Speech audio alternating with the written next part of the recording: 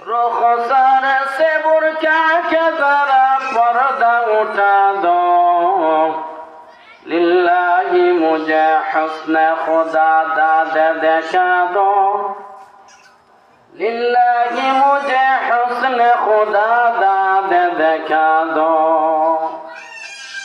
मैं दूर व मजबूर हो ऐ सईद आलम, मैं दूर व मजबूर हो ऐ सईद आलम।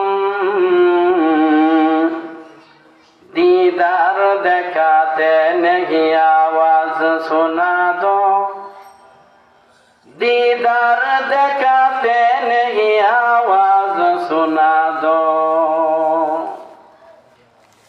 ऐ बहर करम सदक़ हुसैन इब्न अली का, ऐ बहर करम सदक़ हुसैन इब्न अली का।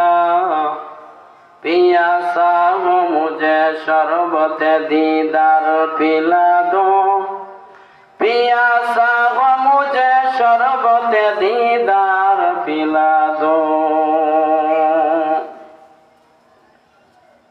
আল্লাহ তাআলার দরবারে অসংখ্য গণিত শুকরিয়া যে মহান রব্বুল আলামিন আজকের এই মহতি মাহফিলে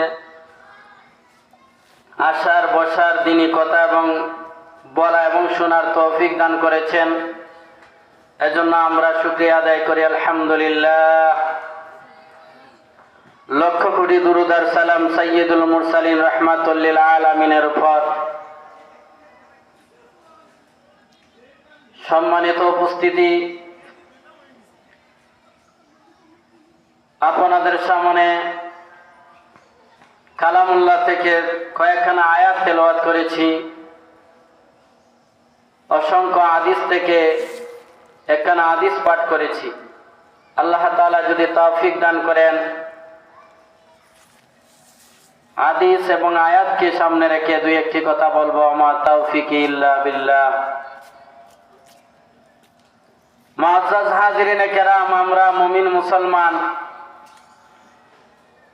আমরা কালিমা পড়েছি লা ইলাহা ইল্লাল্লাহু মুহাম্মাদুর রাসূলুল্লাহ, লা ইলাহা ইল্লাল্লাহু মুহাম্মাদুর রাসূলুল্লাহ। কালিমা পড়ি আমরা ইসলামের ঝান্ডার ভিতরে প্রবেশ করেছি। আমরা আল্লাহ এবং আল্লাহ রসুলের হুকুম আহকাম মানিয়া যদি চলি, আল্লাহর হুকুম রসুল আকরাম সাল্লাল্লাহু আলাইহি সাল্লামের তরিকা অনুযায়ী, তাহলে আমরা খাঁটি মুমিন মুসলমান হইতে পারব। যদি আমরা কালিমা পড়ার পরে মনে করি আমরা তো মুসলমান হই, আমার মন যেমনে চায়, আমাদের যেমনি ইচ্ছা এমনি যদি আমরা চলাফেরা করি, তাহলে আমরা মুসলমান হইতে পারবো না। মুখে দাবি করব কিন্তু কাজে কর্মে মুসলমান না। আল্লাহ তাআলা আমার তেলাওয়াতকৃত আয়াতের মধ্যে মুমিনের 5টা গুণ বর্ণনা করেছেন। আল্লাহ তাআলা বলেন, মুমিন যদি তুমি 5টা গুণে গুণান্বিত হও, তাহলে আমি আল্লাহ তাআলা তোমাকে 3টা পুরস্কার দিব। 5টা গুণে গুণান্বিত হইলে আল্লাহ তাআলা আমাদেরকে 3টা পুরস্কার দান করবেন। পুরস্কার কি আগে বলি।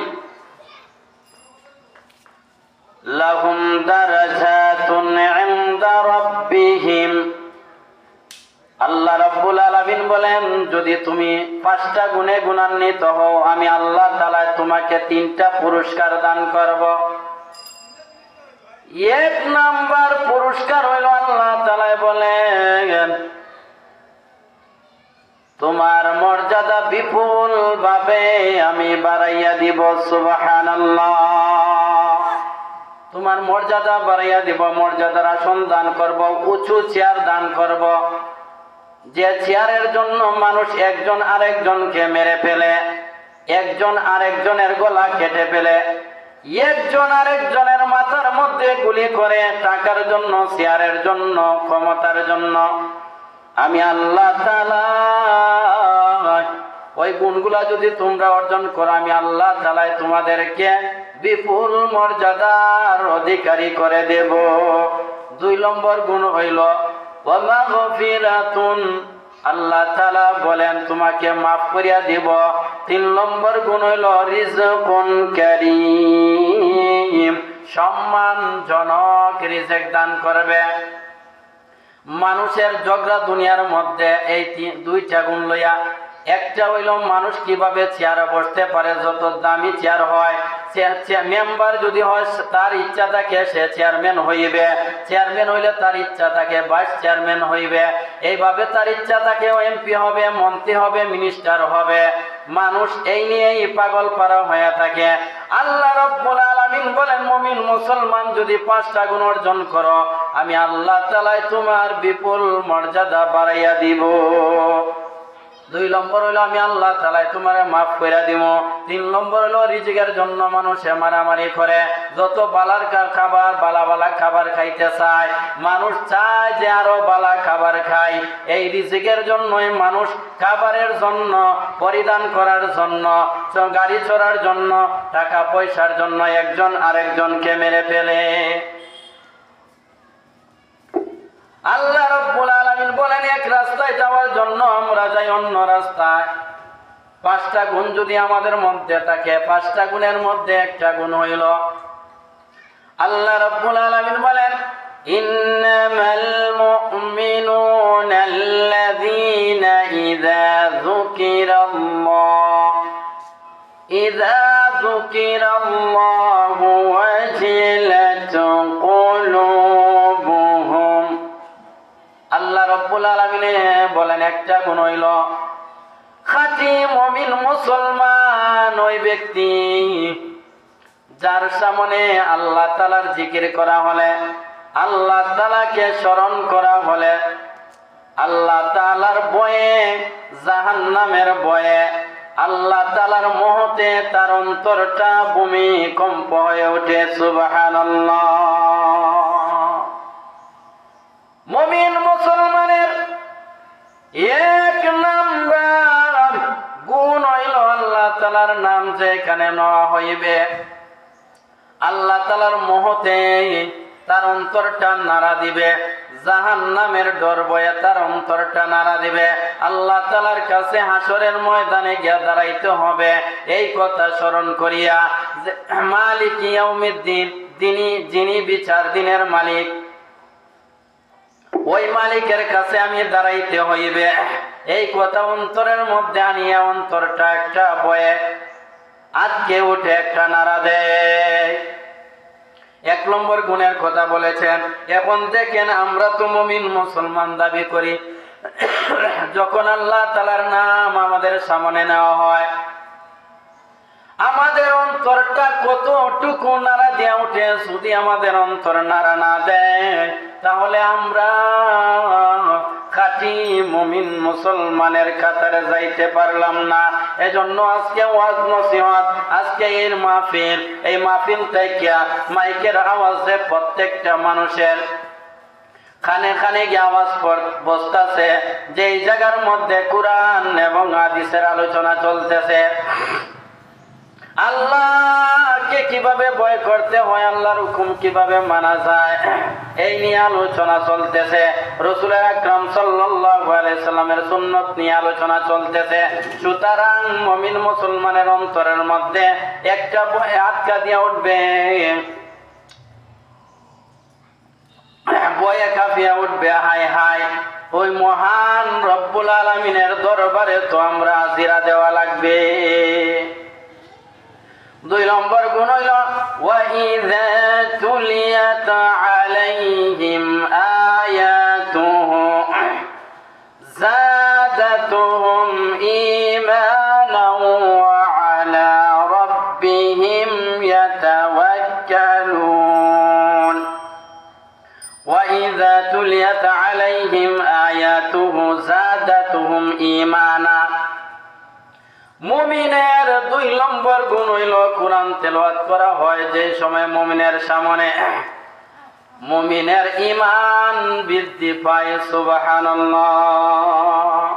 মুমিনের সামনে কোরআন তেলাওয়াত করালে ঈমান বৃদ্ধি পায়।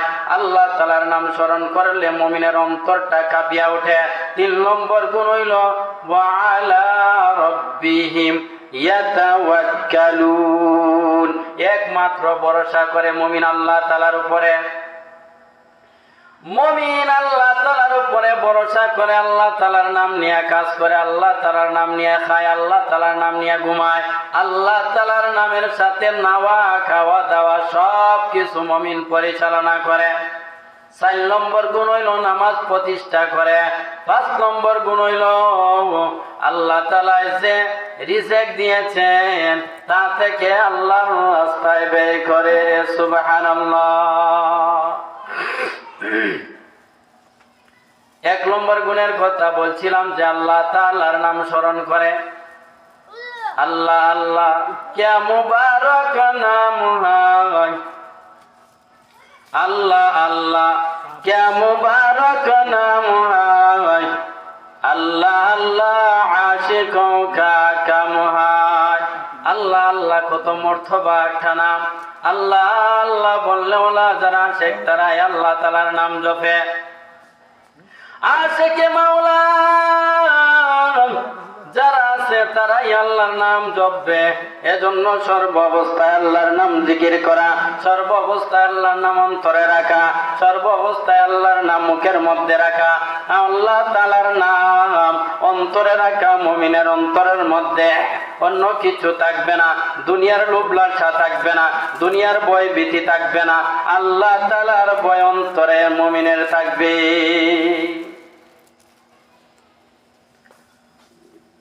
বিশিষ্ট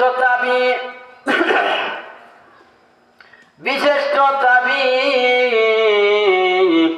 ইবনুল মুবারক রাহমাতুল্লাহি আলাইহি। আল্লাহ তাআলা ইবনুল মুবারক কেমন ইবাদতের স্বাদ দান করলেন।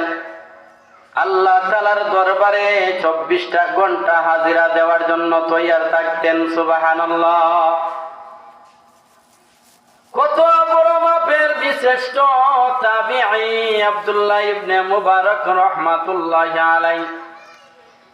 উনার যুগে একজন খামার ছিল, উনার পাশের বাড়ি খামারি কাজ করত, দা কুড়াল খন্তি এগুলা বানাইতো। আব্দুল্লাহ ইবনুল মুবারক রাহমাতুল্লাহি আলাইহি বড় বুজুর্গ ছিলেন, বড় আল্লাহওয়ালা ছিলেন। আল্লাহ তাআলা উনাকে ইলম দান করেছেন, আবার সম্পদও দান করেছেন, কিন্তু উনি আল্লাহ তাআলাকে ভুলেন নাই। উনি নামাজ 5 ওয়াক্ত নামাজ জামাতের সাথে আদায় করতেন। কুরআন হাদিসের কথাগুলা মানুষের দুয়ারে দুয়ারে পৌঁছাইয়া দিতেন। এশার নামাজ পড়িয়া ঘুমাইতেন, তাহাজ্জুদের জন্য আবার রাত্রে উঠিয়া যাইতেন।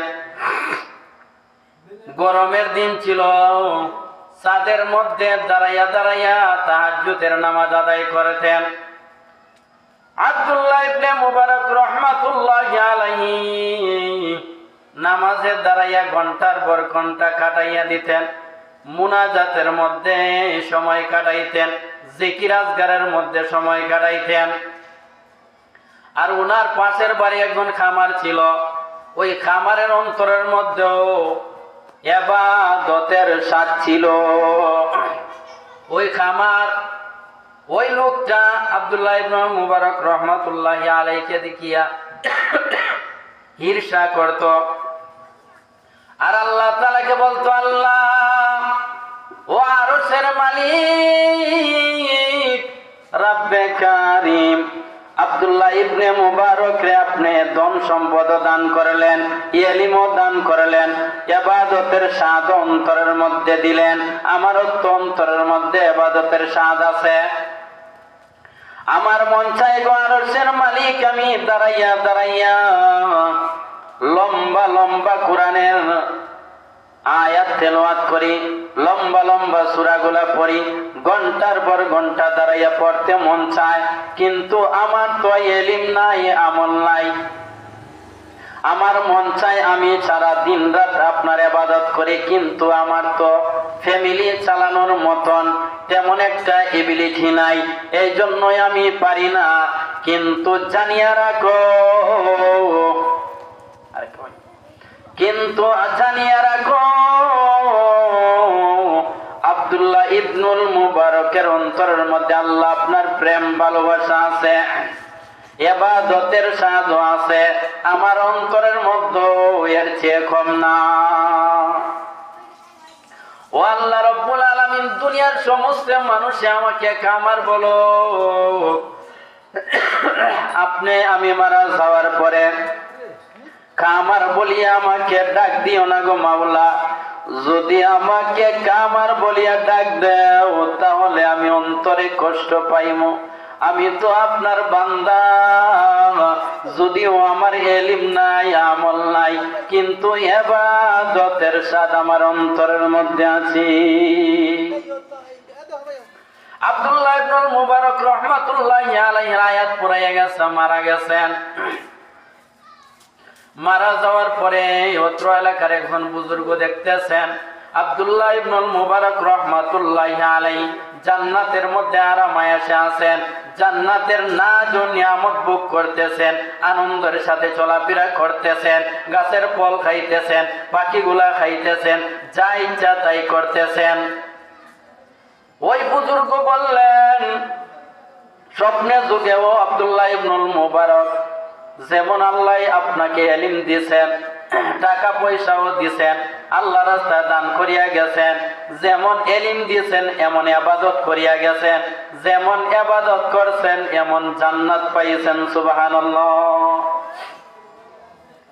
আব্দুল্লাহ ইবনুল মুবারক রাহমাতুল্লাহি আলাইহি বলেন, আল্লাহ তাআলা আমাকে আরামায়াসে রাখছেন, জান্নাতে না দুনিয়া মত আমি উপভোগ করতেছি, ঠিক আছে, কিন্তু আমার চেয়ে বড় জান্নাত, আমার চেয়েও বড় জান্নাত আমার পাশের বাড়ির যে খামার ছিল ওই খামারে পেয়ে গেছে। সুবহানাল্লাহ।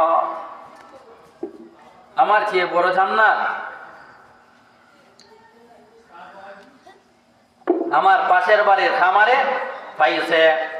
ওই ব্যক্তি স্বপ্নে দেখলে, বুজুর্গ স্বপ্ন দেখার পরে পরের দিন ঘুম থেকে উঠলেন, উঠিয়া থুকাইয়া গেলেন ওই ব্যক্তির বাড়ি, যে অমুক খামার ব্যক্তির বাড়ি কোথায়, বার করলেন থুকাইয়া, বাড়ির মধ্যে গেলেন, খামার ব্যক্তির স্ত্রীর কাছে গেলেন, পর্দার আড়াল থেকে জিজ্ঞাসা করলেন,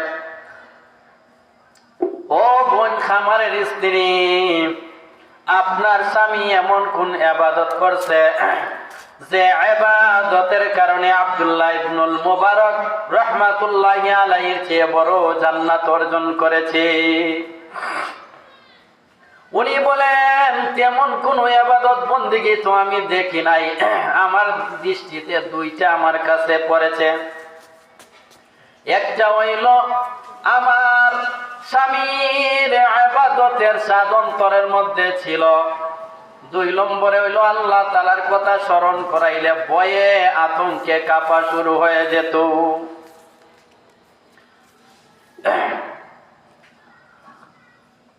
ও আল্লাহর ওলি, আপনি আমার কাছে আসছেন আমার স্বামীর ঘটনা জানার জন্য। আমি আপনাকে বলি, আমাদের পাশের বাড়ি ইবনুল মুবারক রাহমাতুল্লাহি আলাইহি, উনি বড় আলেম ছিলেন, ইবাদতের স্বাদ অন্তরের মধ্যে ছিল, বড় আবেদও ছিলেন, টাকা পয়সা ছিল, ধন সম্পদ ছিল, আল্লাহর রাস্তায় প্রচুর পরিমাণে দানও করতেন। আর আমার স্বামী ছিলেন একজন গরিব দিনমজুর খামার, গরমের দিনও কাজ করতে কষ্ট হইতো, আগুন চুলার মধ্যে জ্বালাইয়া, চুলার মধ্যে আগুন দিয়া কাজ করতে হয় খামারের, কষ্ট হইতে বলিয়া উনি রাত্রে কাজ করতেন, দিনও ঘুমাইতেন। আর এভাবে দা খুন্তি কুড়াল এগুলা বানাইতেন। আর হঠাৎ করিয়া আব্দুল্লাহ ইবনুল মুবারক রাহমাতুল্লাহি আলাইহি চাঁদের দিকে তাকাইয়া কাঁদতেন, বলতেন, ও আরশের মালিক, ও রব্বে কারীম আব্দুল্লাহ ইবনুল মুবারককে টাকা পয়সা দিয়েছেন, ধন সম্পদ দিয়েছেন, ইবাদত করার সাধও দিয়েছেন, আবার প্রচুর এলিমও দান করেছেন। আমার কোনো কিচ্ছু নাই, কিন্তু জানিয়ে রাখো মাওলা, যখন মসজিদ থেকে আপনার নামের আওয়াজ আসে আমি একটা সেকেন্ডও থাকতে পারি না।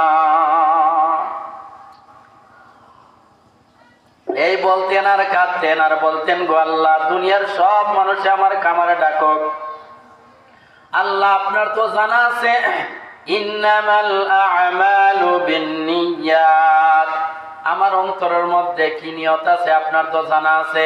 আমি আপনাকে মহব্বত করি, আপনাকে ভালোবাসি, আপনাকে ভয় করি, সুতরাং আমাকে খামার বলিয়া ডাক দিও না। এইগুলা বলতেন আর কাঁদতেন, বলতেন আর কাঁদতেন, কাঁদতে কাঁদতে চোখের পানি দাড়ি বাইয়া বাইয়া জমিনে পড়তো। এইভাবে আমার স্বামী ইবাদত বন্দেগী করতেন।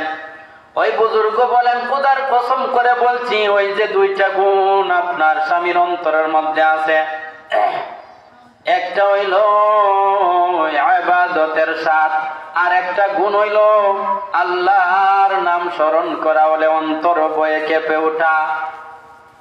ওই দুইটা গুণের কারণে আব্দুল্লাহ ইবনুল মুবারক রহমাতুল্লাহি আলাইহির চেয়ে বড় জান্নাতটা অর্জন করে ফেলেছি। এজন্য আমাদের অন্তরের মধ্যে ইবাদতের স্বাদ থাকা লাগবে, আমাদের অন্তরের মধ্যে আল্লাহ তাআলার ভয় থাকা লাগবে। যখন মুয়াজ্জিন সাহেব বলেন আল্লাহু আকবার, আল্লাহু আকবার, আল্লাহ মহান, আল্লাহ মহান, আল্লাহ সব চাইতে মহান, আল্লাহ সব চাইতে বড়, হাইয়া আলাস সালাহ, হাইয়া আলাস সালাহ, নামাজের দিকে আসো রে ভাই, নামাজের দিকে আসো, হাইয়া আলাল ফালাহ, হাইয়া আলাল ফালাহ, নামাজের দিকে আসলে কল্যাণের দরজা খুলিয়া যাইবে। সুবহানাল্লাহ, কল্যাণের দরজা খুলিয়া যাইবে।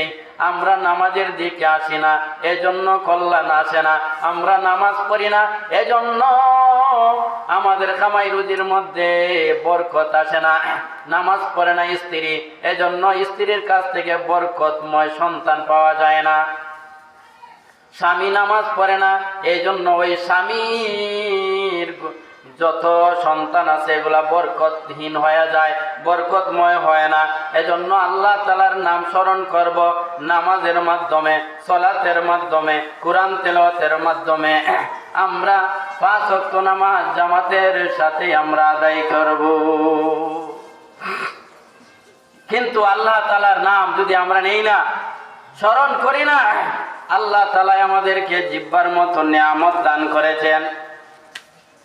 আল্লাহ রাব্বুল আলামিন কথা বলার মতন যোগ্যতা আমাদেরকে দান করেছেন।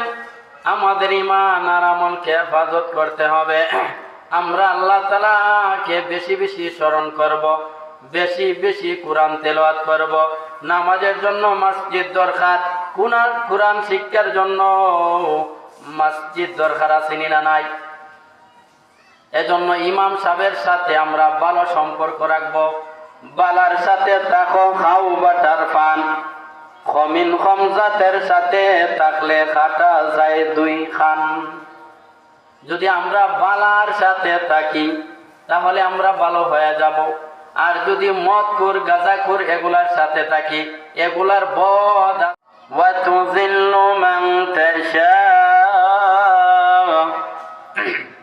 আল্লাহ তাআলার কাছে ইজ্জত, আল্লাহ তাআলাই মানুষদেরকে বেইজ্জত করেন। আল্লাহ তাআলা চাইলে সম্মানের চেয়ার আরো সম্মানী বানাই দিতে পারেন।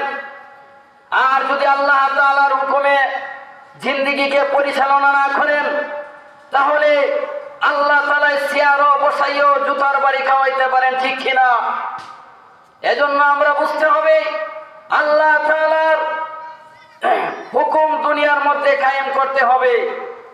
আল্লাহ তাআলার হুকুম কায়েম করতে হবে। আল্লাহ তাআলার হুকুম কায়েম করার জন্য সমাজে কাজ করতে হবে। সামনে নির্বাচন আছে, যারা আল্লাহ এবং আল্লাহ রাসূলের পক্ষে কথা বলে আমরা তাদেরকে সাপোর্ট করব। যারা আল্লাহ এবং আল্লাহর রাসূলের আইন কানুন পৃথিবীর মধ্যে প্রতিষ্ঠাতা করতে চায়, আমরা তাদের সাথে আছি। আমরা আল্লাহ তাআলার উপর ভরসা করি, কারণ আমরা মুমিন মুসলমান।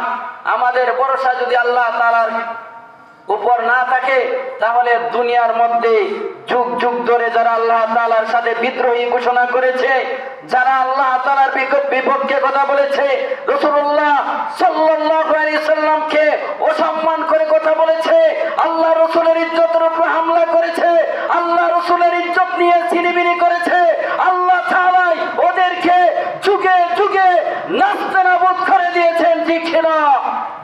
এজন্য আমরা আল্লাহ এবং আল্লাহ রসুলের, আল্লাহর হুকুম, রাসূলুল্লাহ সাল্লাল্লাহু আলাইহি সাল্লামের তরিকা অনুযায়ী আমরা জীবন যাপন করব। আমার সন্তান মাদ্রাসায় পড়বে, কোনো বাধা নাই। আমার সন্তান স্কুলে পড়বে, কোনো বাধা নাই। মুসলমানের সন্তান স্কুলে পড়বে। আবু সাইদের মতন ইসলামের বিরুদ্ধে কথা যে সময় বলবে, যেই সময় ভারতের আগ্রাসন বাংলাদেশকে গিলে খাইতে চাইবে, তখন ওই বাজ পাখির মতন আবু সাইদের মতন বুক টান টান করে গুলির সামনে দাঁড়িয়ে যাইবে। বাংলাদেশের ইজ্জত আবরুকে রক্ষা করবে, প্রয়োজনে তার জীবন বিলিয়ে দিবে। আমার সন্তানগুলো হবে শরীফ উসমান হাদির মতন, যে সময় ভারতের আগ্রাসন আমার ইসলামের বিরুদ্ধে কথা বলবে, ইমানের উপরে আঘাত করবে, মুসলমানের ঐতিহ্যের উপর আঘাত আনবে, তখন ওই সাথে সাথে প্রতিবাদের জন্য দাঁড়িয়ে যাবে শহীদ শরীফ উসমান হাদি। এইভাবে প্রয়োজনে গুলির সামনে দাঁড়াইবে, তারপরও বাতিলের সামনে মাথা নত করবে না। আমাদের মুসলমানের সন্তান এভাবে আপনি গড়িয়ে তোলেন। আপনি দেখেন শহীদ শরীফ উসমান হাদি মারা যাওয়ার পরে হাজার হাজার মহিলারা প্রতিজ্ঞা করেছে, আমরা এক হাদি তোমরা মেরে ফেলেছ, আমরা মায়েরা লক্ষ হাদি জন্ম দিব। আমরা ওই হাদিকে জন্ম দিয়েছিলাম। শকুনের দলেরা, তোমরা আমার ওই হাদিকে মাথার মধ্যে গুলি করে নিয়ে গেছো, প্রয়োজনে আমরা লক্ষ হাদি জন্ম দিব, তারপরে আমাদের ইমান, ইসলাম, কুরআন, নবীজির ইজ্জত আমরা নষ্ট হইতে দিব না, ঠিক কিনা?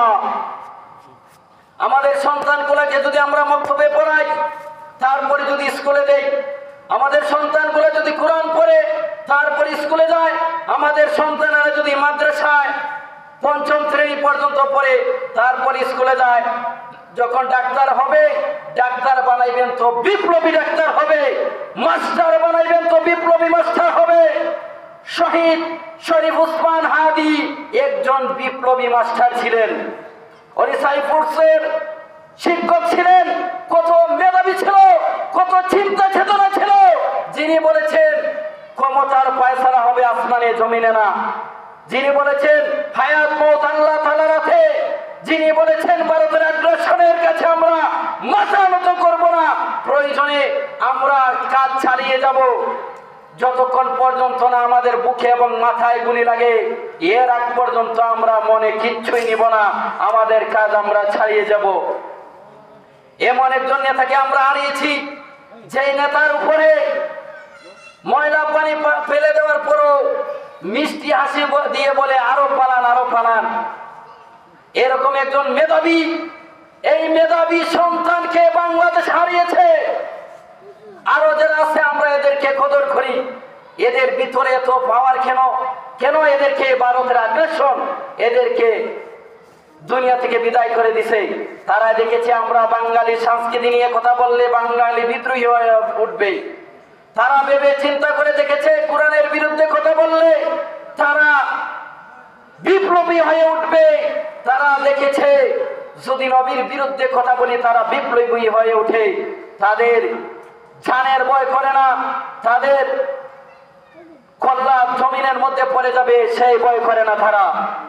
সুতরাং এদেরকে আমরা যদি একজন একজন করে কল্লা উড়াইয়া দিই, একজন একজন করে যদি গুলি বর্ষণ করি তাহলে থামিয়া যাইবে। আজকে এই মাহফিলের পক্ষ থেকে আমি বাংলাদেশের বিরোধী আগ্রাসন যারা আছে এদেরকে আমরা জানাই দিতে চাই। আপনারা দেখছেন যে এই জায়গার মধ্যে পেট্রোলি আছে, পেট্রোলি ওই মা গুলা বলেছে, প্রতিজ্ঞা করেছে, এক শরীফ উসমান হাদি মারা গেছে, আমরা লক্ষ শহীদ শরীফ উসমান জন্ম দিব, কিন্তু আমরা পিছপা হব না। সুতরাং এই জায়গা থেকে আমরা জানাইয়ে দিতে চাই, আমরা মুসলমান। সারি দুনিয়া হো মুখালিফ कुछ नहीं नुकसान है, डर नहीं है गम नहीं है, जब खुदा रहमान है। কবি বলেন সারা দুনিয়া যদি আমাদের বিরুদ্ধে চলে যায়, আমরা ভয় করি না, আমরা ডরাই না, আমাদের অন্তরের মধ্যে ডর নাই, কারণ আমাদের সাথে আল্লাহ রয়েছেন। এইভাবে আমার শহীদ শরীফ উসমান হাদি ভাইও ভয় করেন নাই। মানুষ ওনাকে বলল আপনাকে তো মেরে ফেলবে, উনি বললেন মরণের ফয়সালা আল্লাহ তাআলার হাতে, কাউকে ভয় করেন না। বাংলাদেশের ঐতিহ্য নিয়ে কথা বলেছেন, কোরআনের পক্ষে কথা বলেছেন, তৌহিদবাদীর পক্ষে কথা বলেছেন, তৌহিদি জনতার পক্ষে কথা বলেছেন, মানুষের কাছে ইনসাফ পৌঁছাইয়া দেওয়ার জন্য কথা বলেছেন, ইনসাফ প্রতিষ্ঠা করার জন্য কথা বলেছেন। উনি বলেছেন ইনসাফ যতদিন পর্যন্ত প্রতিষ্ঠিত হবে না, ততদিন পর্যন্ত আমরা এই রাস্তা থেকে পিছপা হব না। সুতরাং আমরা ইনসাফ কায়েম করার জন্য আমাদের এই কাজ, এই মিশন চালিয়ে যেতে হবে। এজন্য আল্লাহ রাব্বুল আলামিন বলেন মুমিনদের 3 নম্বর গুণ হলো মুমিন কাউকে ভয় করবে না, মুমিন আল্লাহ তাআলার উপর একমাত্র ভরসা করবে, দুনিয়ার কোনো মানুষের উপর মুমিন ভরসা করবে না। মুমিন যা চাইবে আল্লাহ তাআলার কাছে চাইবে, মুমিনের রিজিকের প্রয়োজন আল্লাহ তাআলার কাছে রিজিক চাইবে। আল্লাহ তাআলা বলেন রিজকুন কারীম, যখন মুমিন আমার কাছে রিজিক চাইবে তখন আমি সম্মানী রিজিক দান করব। রিজিকের কয়েকটা স্তর আছে, একটা হইল নিম্ন স্তর, একটা হইল সর্বোচ্চ স্তর, আর একটা হইল উত্তম স্তর, আর একটা হইল পরিপূর্ণ স্তর। 4টা স্তর আছে রিজিকের। 1 নম্বর স্তর হইল সবচাইতে নিম্ন স্তর, যেটা সেটা হইল টাকা পয়সা ধন সম্পদ। মুমিন আমার কাছে রিজিক চাইবে, টাকা পয়সা চাইবে, এটা হইল সবচাইতে নিম্ন স্তর। আমি আল্লাহ তাআলা তাকে নিয়ামত দান করব, বরকত দান করব। উত্তম স্তর হইল মুমিন চাইবে যে আল্লাহ আমার দেহরে সুস্থ রাখো, আমার শরীরে সুস্থ রাখো, আমার মনরে সুস্থ রাখো, তো আমি আল্লাহ তাআলা তার পা থেকে মাথা পর্যন্ত সুস্থ রাখব।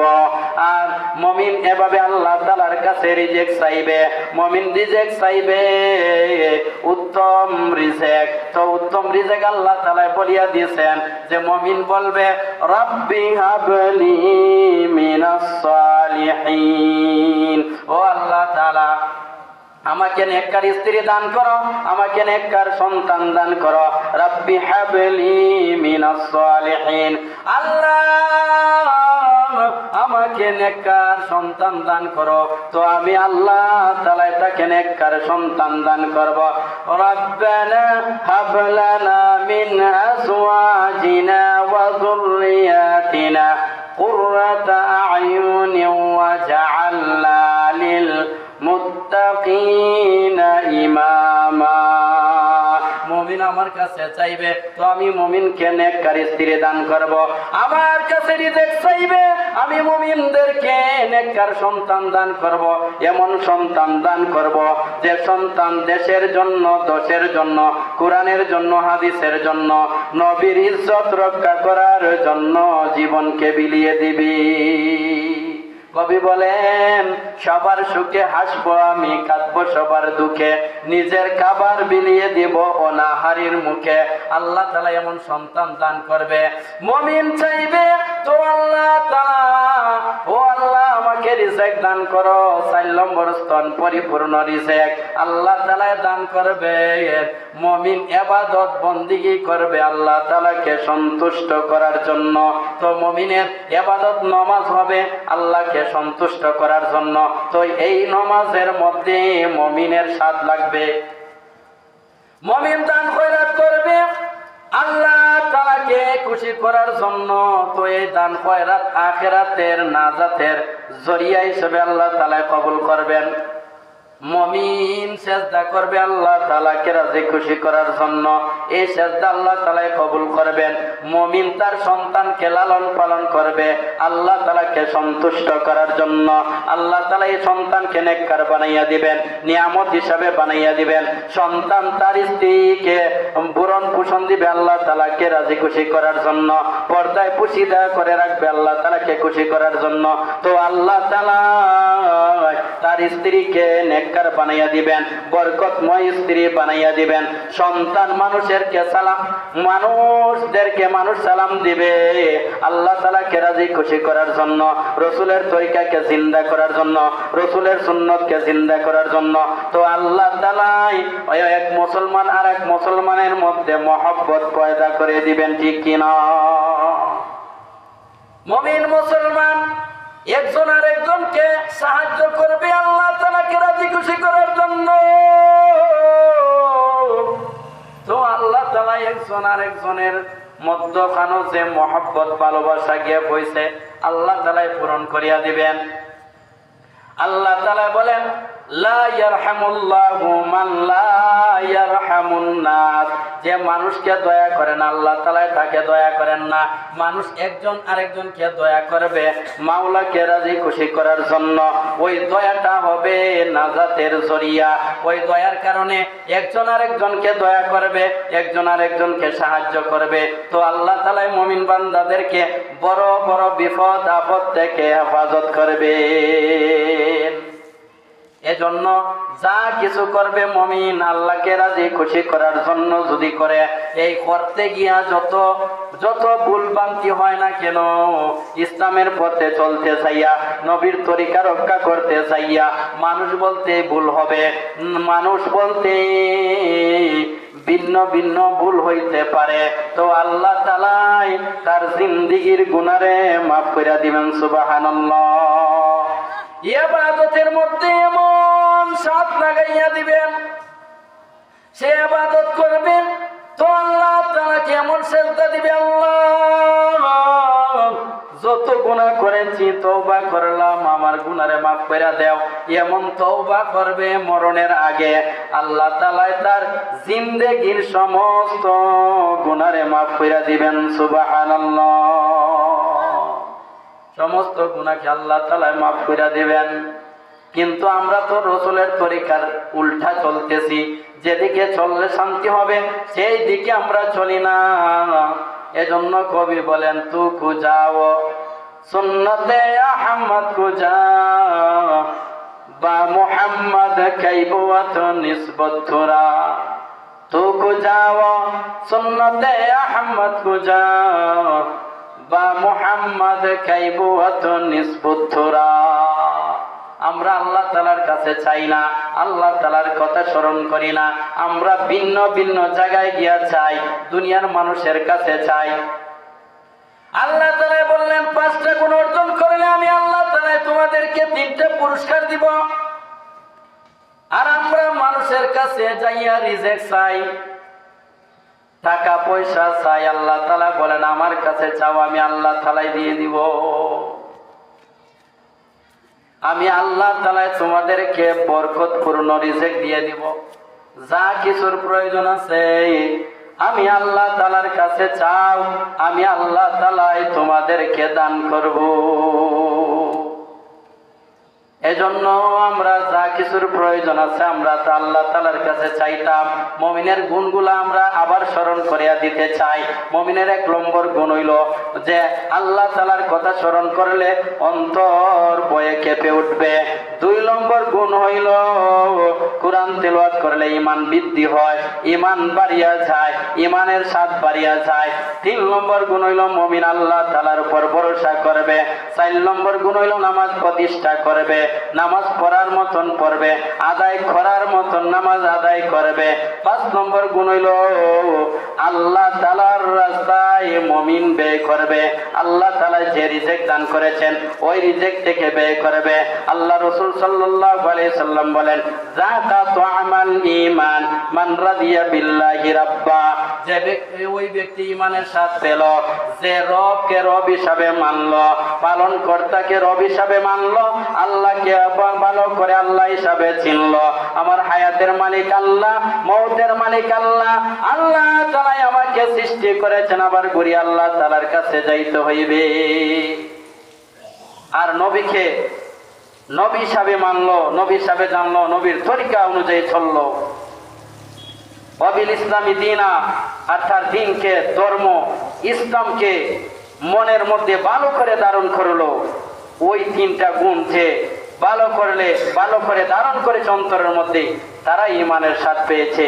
যা কিছু আলোচনা করেছে আল্লাহ তাআলা যেন আমল করার তৌফিক দান করেন। ওয়া আখিরু দাওয়ানা আলহামদুলিল্লাহি রাব্বিল আলামিন।